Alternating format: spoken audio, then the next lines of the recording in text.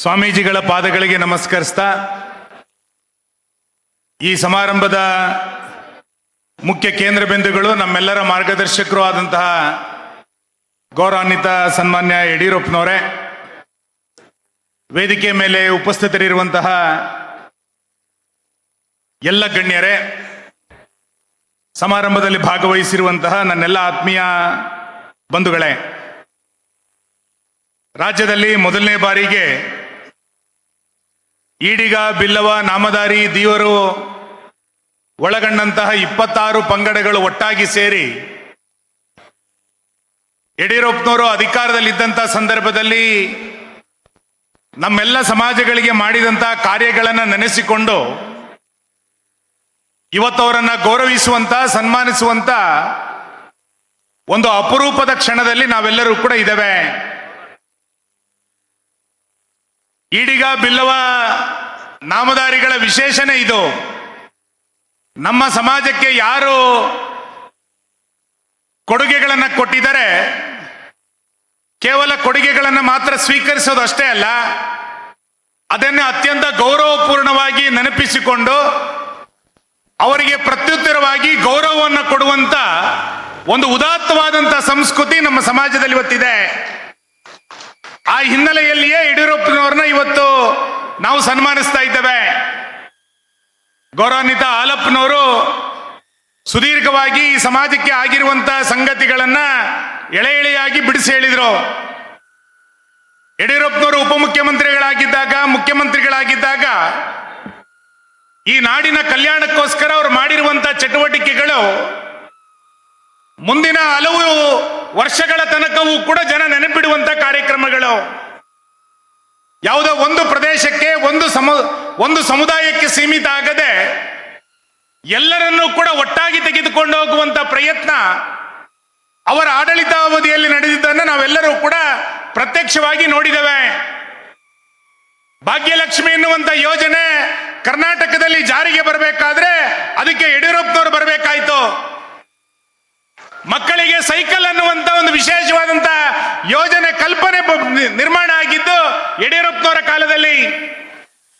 ರೈತರಿಗೆ ಒಂದು ಪ್ರತ್ಯೇಕವಾದಂತ ಕೃಷಿ ಬಜೆಟ್ ಅಂತ ಕೊಡಬಹುದು ಅಂತೇಳಿ ಯೋಚನೆಯನ್ನು ಮಾಡಿದ್ ಯಾರು ಅಂತ ಕೇಳಿದ್ರೆ ಸನ್ಮಾನ್ಯ ಯಡಿಯೂರಪ್ಪನವರು. ನಾವು ಬೇರೆ ಬೇರೆ ಜಿಲ್ಲೆಗಳಲ್ಲಿ, ನಮ್ಮ ಸಮುದಾಯದ ಜನ ರಾಜ್ಯದ ಬೇರೆ ಬೇರೆ ಜಿಲ್ಲೆಗಳಲ್ಲಿ ಇದ್ದೇವೆ.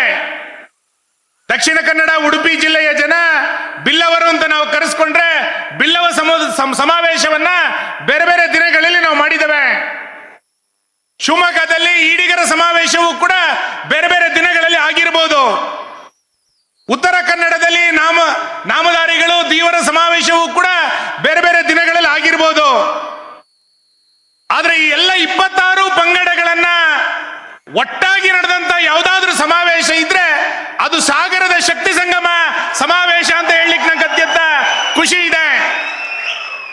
ಎಲ್ಲ ಪಂಗಡಗಳನ್ನ ಒಟ್ಟು ಸೇರಿಸಿ ನಮ್ಮ ಸಮುದಾಯದ ಬೇರೆ ಬೇರೆ ಜಿಲ್ಲೆಗಳಲ್ಲಿ ಆಗಿರುವಂತ ಚಟುವಟಿಕೆಗಳನ್ನ ಮತ್ತೊಮ್ಮೆ ನೆನಪು ಮಾಡ್ಕೊಳ್ತಾ ಯಡಿಯೂರಪ್ಪನವ್ರನ್ನ ಸನ್ಮಾನಿಸ್ತವೆ. ಇನ್ನಷ್ಟು ಸೌಲಭ್ಯಗಳು ಸರ್ಕಾರದಿಂದ ಸಿಗಬೇಕು ಅನ್ನುವಂತ ಪ್ರಯತ್ನವನ್ನ ನಾವೆಲ್ಲರೂ ಕೂಡ ಒಟ್ಟಾಗಿ ಮಾಡಬೇಕು ಅನ್ನುವಂತ ಒಂದು ಪರೋಕ್ಷವಾದಂತ ಸಂದೇಶವೂ ಕೂಡ ಈ ಸಮಾವೇಶದ ಮುಖಾಂತರ ಇವತ್ತಿದೆ. ನಾನು ಯಡಿಯೂರಪ್ಪನವ್ರನ್ನ ಮತ್ತೆ ಮತ್ತೆ ಅಭಿನಂದಿಸ್ತೇನೆ. ಅವರು ಮುಖ್ಯಮಂತ್ರಿಗಳಾಗಿದ್ದಾಗ, ಅಧಿಕಾರದಲ್ಲಿದ್ದಾಗ ಯಾವುದೋ ಒಂದು ಪ್ರದೇಶಕ್ಕೆ ಸೀಮಿತ ಆಗಿ ಯೋಚನೆಯನ್ನ ಮಾಡಲಿಲ್ಲ. ಯಾವುದೋ ಒಂದು ಜಾತಿಗೆ ಸೀಮಿತವಾಗಿ ಯೋಚನೆಯನ್ನೇ ಮಾಡಲಿಲ್ಲ. ಪರಂ ಪೂಜ್ಯ ಸ್ವಾಮೀಜಿಗಳು ಇಲ್ಲಿದ್ದಾರೆ. ಬಿಜೆಪಿ ಸರ್ಕಾರ ಅಧಿಕಾರಕ್ಕೆ ಬರೋದಕ್ಕಿಂತ ಮುಂಚೆ, ಯಡಿಯೂರಪ್ಪನವರು ಮುಖ್ಯಮಂತ್ರಿ ಆಗೋದಕ್ಕಿಂತ ಮುಂಚೆ ನಮ್ಮ ರಾಜ್ಯದ ಯಾವುದಾದ್ರೂ ಮಠ ಮಂದಿರಗಳಿಗೆ ಸರ್ಕಾರ ಹಣ ಕೊಟ್ಟಿದೆಯಾ ಅಂತ ಕೇಳಿದ್ರೆ ಮಠ ಮಂದಿರಗಳು ಆಕಾಶವನ್ನು ನೋಡ್ತಾ ಇದ್ರು, ನಮಗೆ ಅನುದಾನಗಳೇ ಇಲ್ಲ, ನಮಗೆ ಸರ್ಕಾರ ನೆರವಿಗೆ ಬರ್ತಾ ಇರಲಿಲ್ಲ ಅಂತ. ಯಡಿಯೂರಪ್ಪನವರು ಮುಖ್ಯಮಂತ್ರಿ ಆದ ನಂತರ ಬೀದರ್ನಿಂದ ಹಿಡಿದು ಚಾಮರಾಜನಗರದ ತನಕ ನೂರಾರು ಮಠ ಮಂದಿರಗಳಿಗೆ ಅನುದಾನ ಕೊಟ್ಟಿದ್ರೆ ಅದು ಸನ್ಮಾನ್ಯ ಯಡಿಯೂರಪ್ಪನವರು. ಇವತ್ತು ಆ ರೀತಿ ದೊಡ್ಡ ಪ್ರಮಾಣದ ಶಕ್ತಿಯಾಗಿ ಎಲ್ಲ ಸಮುದಾಯವನ್ನು ಕೂಡ ಒಟ್ಟು ಸೇರಿಸಿಕೊಂಡು ಹೋಗುವಂತ ಪ್ರಯತ್ನವನ್ನು ಇವತ್ತು ಮಾಡ್ತಾ ಇದ್ದಾರೆ. ರಾಜ್ಯದಲ್ಲಿ ಹಿಂದುಳಿದ ವರ್ಗದ ಮಾತುಗಳು ಬಹಳ ದೊಡ್ಡ ಪ್ರಮಾಣದಲ್ಲಿ ಕೇಳಿ ಬರ್ತಾ ಇದೆ. ಹಿಂದುಳಿದ ವರ್ಗದವರು ಒಟ್ಟಾಗಬೇಕು, ಹಿಂದುಳಿದ ವರ್ಗದವರು ಒಂದು ಶಕ್ತಿಯಾಗಿ ಎದ್ದು ನಿಲ್ಲಬೇಕು, ಹಿಂದುಳಿದ ವರ್ಗದವರು ಎಲ್ಲ ಕ್ಷೇತ್ರಗಳಲ್ಲಿ ಮುನ್ನೆಲೆಗೆ ಬರಬೇಕು ಅನ್ನುವಂತ ಪ್ರಯತ್ನಗಳು ಬಹಳ ದೊಡ್ಡ ಪ್ರಮಾಣದಲ್ಲಿ ಇವತ್ತು ಎಲ್ಲ ಕಡೆಗಳಲ್ಲೂ ಕೂಡ ಕೇಳ್ತಾ ಇದ್ದೇವೆ. ಆ ಹಿಂದುಳಿದ ವರ್ಗದ ಸಮುದಾಯಗಳಿಗೆ ಅಧಿಕಾರದಲ್ಲಿದ್ದಾಗ ನ್ಯಾಯವನ್ನ ಕೊಟ್ಟಿದ್ದು ಸನ್ಮಾನ್ಯ ಯಡಿಯೂರಪ್ಪನವರು. ಹಾಲಪ್ಪನವರು ಉಲ್ಲೇಖ ಮಾಡಿದ್ರು, ಶಿವಮೊಗ್ಗದಲ್ಲಿ ಈಡಿಗರ ಭವನ ನಿರ್ಮಾಣ ಆಗಬೇಕಾದ್ರೆ ಎಷ್ಟು ವರ್ಷಗಳು ಬೇಕಾಯ್ತು. ಆ ಈಡಿಗರ ಭವನ ನಿರ್ಮಾಣ ಆಗಬೇಕಾದ್ರೆ ಯಡಿಯೂರಪ್ಪನವರು ಇವತ್ತು ಜಾಗವನ್ನ ಕೊಡ್ಬೇಕಾಯ್ತು. ಮಂಗಳೂರಿನಲ್ಲಿ ನಾವು ಹಾಸ್ಟೆಲ್ ಅನ್ನ ಕಟ್ಟಬೇಕು ಅಂತಂದಾಗ ನಮ್ಮ ಸಮುದಾಯದ ಹಾಸ್ಟೆಲ್ಗಳೇ ಇರಲಿಲ್ಲ. ನಮ್ಮ ಸಮುದಾಯದ ಹಾಸ್ಟೆಲ್ ಬೇಕು ಅಂತಂದಾಗ ಅದಕ್ಕೆ ಜಾಗ ಕೊಟ್ಟಿದ್ದು, ಅನುದಾನ ಕೊಟ್ಟಿದ್ದು ಸನ್ಮಾನ್ಯ ಯಡಿಯೂರಪ್ಪನವರ ನೇತೃತ್ವದ ಅವತ್ತಿನ ಸರ್ಕಾರ. ನಮ್ಮ 2 ಜಿಲ್ಲೆಗಳಲ್ಲಿ ನಾವು ಕೋಟಿ ಚೆನ್ನಯ್ಯರನ್ನ ಆರಾಧ್ಯ ದೈವ ಅಂತ ಕರೀತೇವೆ. ಆ ಕೋಟಿ ಚೆನ್ನಯ್ಯರ ಜೀವನ ಚರಿತ್ರೆಯನ್ನ ಮುಂದಿನ ಪೀಳಿಗೆಗಳಿಗೆ ತಿಳಿಸಬೇಕು ಅನ್ನುವ ಕಾರಣಕ್ಕೆ ಕೋಟಿ ಚೆನ್ನಯ್ಯ ಥೀಮ್ ಪಾರ್ಕ್ ಅನ್ನ ಆರಂಭ ಮಾಡಿದ್ದು ಸನ್ಮಾನ್ಯ ಯಡಿಯೂರಪ್ಪನವರು ಅಂತ ಹೇಳಲಿಕ್ಕೆ ನಂಗೆ ಅತ್ಯಂತ ಹೆಮ್ಮೆ ಇದೆ. ಇವತ್ತು ನಾನು ಈ ರೀತಿ ಉದ್ದ ಹೇಳ್ತಾ ಬಲ್ಲೆ ಎಲ್ಲೆಲ್ಲಿಗೆ ಎಷ್ಟು ಅನುದಾನಗಳನ್ನ ಕೊಟ್ಟಿದ್ದಾರೆ ಅಂತ. ಎಷ್ಟು ಅನುದಾನ ಕೊಟ್ಟಿದ್ದಾರೆ ಎನ್ನುವಂಥದ್ದು ಮುಖ್ಯ ಅಲ್ಲ, ಕೊಡುವಂತ ಮನಸ್ಸಿದ್ದಿದ್ದು ಯಾರಿಗೆ ಅಂತ ಕೇಳಿದ್ರೆ ಸನ್ಮಾನ್ಯ ಯಡಿಯೂರಪ್ಪನವರಿಗೆ. ಆ ಮನಸ್ಸಿನ ಕಾರಣಕ್ಕೋಸ್ಕರ ಇವತ್ತು ನಾವು ಅವರಿಗೆ ಅಭಿನಂದನೆಗಳನ್ನ, ಗೌರವವನ್ನ ಇವತ್ತು ಸಲ್ಲಿಸ್ತಾ ಇದ್ದೇವೆ.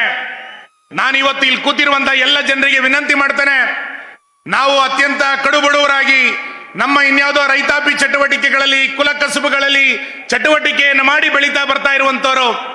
ಸರ್ಕಾರ ಹಲವು ರೀತಿಯಾದಂತಹ ಅವಕಾಶಗಳನ್ನ ಬೇರೆ ಬೇರೆ ಸಂದರ್ಭಗಳಲ್ಲಿ ಕೊಡ್ತಾ ಬಂದಿದೆ. ಆ ಅವಕಾಶಗಳ ಸದುಪಯೋಗ ಇವತ್ತು ಆಗಬೇಕು. ನಮ್ಮ ಸರ್ಕಾರ ಇದ್ದಂತ ಸಂದರ್ಭದಲ್ಲಿ ಹಿಂದುಳಿದ ವರ್ಗದವರಿಗೆ ಅವಕಾಶಗಳು ಸಿಗಬೇಕು ಅನ್ನೋ ಕಾರಣಕ್ಕೆ ಭಕ್ತವತ್ಸಲಂ ಕಮಿಟಿಯನ್ನ ಸರ್ಕಾರ ಅವತ್ತು ರಚನೆ ಮಾಡಿತ್ತು.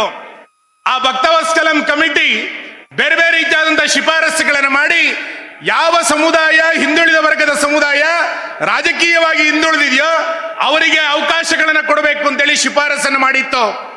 ಆದ್ರೆ ಇವತ್ತು ನಂಗೆ ಅತ್ಯಂತ ದುಃಖ ಇದೆ, ಇವತ್ತಿನ ಸರ್ಕಾರ ಆ ಭಕ್ತವತ್ಸಲಂ ಕಮಿಟಿ ಕೊಟ್ಟಂತ ಶಿಫಾರಸನ್ನ ತಿರಸ್ಕಾರ ಮಾಡಿದೆ. ಅದರ ಪರಿಣಾಮವಾಗಿ ಹಿಂದುಳಿದ ವರ್ಗದವರಿಗೆ ಬಹಳ ದೊಡ್ಡ ಪ್ರಮಾಣದಲ್ಲಿ ಇವತ್ತು ಅನ್ಯಾಯ ಆಗುತ್ತೆ ಎನ್ನುವಂತ ಒಳಧ್ವನಿಗಳು ಬಹಳ ದೊಡ್ಡ ಪ್ರಮಾಣದಲ್ಲಿ ಕೇಳಿ ಬರ್ತಾ ಇದೆ. ಇವತ್ತಿನ ಈ ಸಮಾವೇಶ ನಾವು ಆಗ್ರಹವನ್ನ ಮಾಡ್ಕೊಳ್ಬೇಕಾಗಿದೆ. ಭಕ್ತವತ್ಸಲಂ ಕಮಿಟಿ ಅವತ್ತು ನಮ್ಮ ಸರ್ಕಾರ ಏನ್ ಮಾಡಿತ್ತು, ಇವತ್ತಿನ ಸರ್ಕಾರ ಶಿಫಾರಸುಗಳನ್ನು ಏನು ವಜಾ ಮಾಡಿದೆ ಅದನ್ನ ಮತ್ತೆ ಮರುಜಾರಿ ಮಾಡೋದ್ರ ಮುಖಾಂತರ ನಮ್ಮೆಲ್ಲರಿಗೂ ಕೂಡ ಎಲ್ಲ ರೀತಿಯಾದಂತಹ ಅವಕಾಶಗಳು ಸಿಗಬೇಕು. ಆ ಮುಖಾಂತರ ನಮ್ಮ ಯುವ ಸಮುದಾಯ ಬಹಳ ದೊಡ್ಡ ಪ್ರಮಾಣದಲ್ಲಿ ಬೆಳೆಯುವಂತದಕ್ಕೆ ಅವಕಾಶಗಳನ್ನ ಮಾಡಿಕೊಡ್ಬೇಕು ಅನ್ನುವಂತ ಮಾತನಿ ಮತ್ತೆ ಈ ಸಂದರ್ಭದಲ್ಲಿ ಮತ್ತೆ ಮತ್ತೆ ಹೇಳ್ತಾ, ನಾನು ಶಿವಮೊಗ್ಗಕ್ಕೆ ಬಂದಂತ ಎಲ್ಲ ಸಂದರ್ಭದಲ್ಲಿ ಬೇರೆ ಬೇರೆ ಕಾರ್ಯಕ್ರಮಗಳಿಗೆ ಬಂದಾಗ ಶಿವಮೊಗ್ಗದ ಅಭಿವೃದ್ಧಿ ಚಟುವಟಿಕೆಗಳನ್ನು ನೋಡಿ ನಾನು ಮನಸೋತಂತವನು. ಆ ಎಲ್ಲ ಅಭಿವೃದ್ಧಿ ಚಟುವಟಿಕೆಗಳ ರೂವಾರಿ ಯಾರು ಅಂತ ಕೇಳಿದ್ರೆ ಈ ಕ್ಷೇತ್ರದ ಸಂಸದರಾದಂತ ಮಾನ್ಯ ರಾಘವೇಂದ್ರ ಅವರು. ಶಿವಮೊಗ್ಗದ ವಿಮಾನ ನಿಲ್ದಾಣದಿಂದ ಹಿಡಿದು ಇನ್ಯಾವುದೋ ನಮ್ಮೂರಿನ ಹಳ್ಳಿಯ ಬಸ್ ಸ್ಟ್ಯಾಂಡಿನ ತನಕ ನೂರಾರು ರೀತಿಯಾದಂತಹ ಅಭಿವೃದ್ಧಿ ಚಟುವಟಿಕೆಗಳನ್ನು ಮಾಡ್ತಾ ನಮ್ಮ ಸಮುದಾಯದ ಬೆನ್ನೆಲುಬಾಗಿಯೂ ಕೂಡ ಬೇರೆ ಬೇರೆ ಚಟುವಟಿಕೆಗಳು ನಿಂತಿದ್ದಾರೆ. ಇಂಥ ಚಟುವಟಿಕೆಯನ್ನು ಮಾಡ್ತಾ ಇರುವಂತಹ ರಾಘವೇಂದ್ರ ಅವರನ್ನ ಸನ್ಮಾನ್ಯ ಯಡಿಯೂರಪ್ಪನವರನ್ನ ಅಭಿನಂದಿಸಿ ಅವರ ಜೊತೆಗೆ ನಾವು ಇಡೀ ಸಮುದಾಯ ಗಟ್ಟಿಯಾಗಿ ನಿಲ್ಲುವಂತ ಅವಶ್ಯಕತೆ ಇದೆ ಎನ್ನುವಂತ ಮಾತನ್ನು ಈ ಸಂದರ್ಭದಲ್ಲಿ ಮತ್ತೆ ನಾನು ಈ ಸಂದರ್ಭದಲ್ಲಿ ಹೇಳ್ತಾ, ನಾವು ಈ ಸಮಾವೇಶ ಯಡಿಯೂರಪ್ಪನವರನ್ನ ಸನ್ಮಾನ ಮಾಡೋದ್ರ ಜೊತೆನಲ್ಲಿ ಇಡೀ ಸಮುದಾಯ ಒಟ್ಟಾಗಿ ಇರಬೇಕು, ಒಂದಾಗಿರ್ಬೇಕು. ದೊಡ್ಡ ಪ್ರಮಾಣದಲ್ಲಿ ಎಲ್ಲ ಕ್ಷೇತ್ರಗಳಲ್ಲಿ, ಅದು ರಾಜಕೀಯ ಕ್ಷೇತ್ರ ಇರ್ಬೋದು, ಸಾಮಾಜಿಕ ಕ್ಷೇತ್ರ ಇರ್ಬೋದು, ಶೈಕ್ಷಣಿಕ ಕ್ಷೇತ್ರ ಇರ್ಬೋದು, ಧಾರ್ಮಿಕ ಕ್ಷೇತ್ರ ಇರ್ಬೋದು, ಈ ಎಲ್ಲ ಕ್ಷೇತ್ರಗಳಲ್ಲಿ ನಮ್ಮ ಸಮುದಾಯದ ಜನ ನೇತೃತ್ವವನ್ನು ತೆಗೆದುಕೊಂಡು ಮುಂದಿನ ದಿನಗಳಲ್ಲಿ ಒಂದು ಒಳ್ಳೆಯ ಅವಕಾಶವನ್ನ ನಾವೆಲ್ಲರೂ ಕೂಡ ಪಡ್ಕೊಳ್ಳೋಣ. ಅದಕ್ಕೆ ಒಂದು ಒಳ್ಳೆಯ ಒಗ್ಗಟ್ಟಾದಂತಹ ಸಮಾವೇಶ ಇವತ್ತಾಗಿದೆ. ಅತ್ಯಂತ ಕಡಿಮೆ ಅವಧಿಯಲ್ಲಿ ಮಾನ್ಯ ಹಾಲಪ್ಪನವರ ನೇತೃತ್ವದಲ್ಲಿ, ಉಳಿದೆಲ್ಲ ಸಂಘಟಕರ ನೇತೃತ್ವದಲ್ಲಿ ಇಷ್ಟು ಒಳ್ಳೆಯ ಸಮಾವೇಶವನ್ನು ನಾವು ಮಾಡಿದೀವಿ. ಈ ಒಗ್ಗಟ್ಟನ್ನ, ಈ ಒಂದಾಗಿ ಆಲೋಚನೆ ಮಾಡುವಂತ ಪ್ರವೃತ್ತಿ ಇನ್ನಷ್ಟು ಬಹಳ ದೊಡ್ಡ ಪ್ರಮಾಣದಲ್ಲಿ ಮುಂದುವರಿಲಿ ಎನ್ನುವಂತ ಆಶೆಯನ್ನು ವ್ಯಕ್ತ ಮಾಡಿ, ಇಷ್ಟು ದೊಡ್ಡ ಪ್ರಮಾಣದಲ್ಲಿ ನಮ್ಮ ಸಮುದಾಯಕ್ಕೆ ಕೊಡುಗೆಗಳನ್ನು ಕೊಟ್ಟಂತ ಯಡಿಯೂರಪ್ಪನವ್ರನ್ನ ಮತ್ತೊಮ್ಮೆ ನಿಮ್ಮೆಲ್ಲರ ಪರವಾಗಿ ನಾನು ಅಭಿನಂದನೆಗಳನ್ನು ಸಲ್ಲಿಸ್ತೇನೆ. ನಮಸ್ಕಾರ. ನ್ಯೂಸ್ ಫಸ್ಟ್, ನಿರ್ಭೀತಿಯಿಂದ ನಿಮ್ಮ ಪರವಾಗಿ.